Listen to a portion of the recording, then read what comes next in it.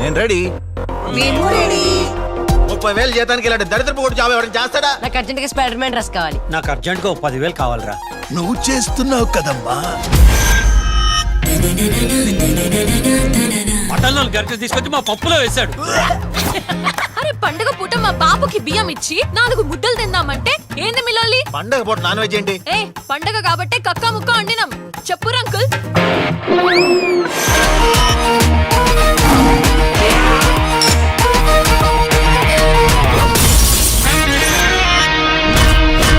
Escort తో ship లో వచ్చినా సరే, ఫైరింగ్ చేస్తూ ఫైటర్ జెట్ లో వచ్చినా సరే 24/7 నేను రెడీ.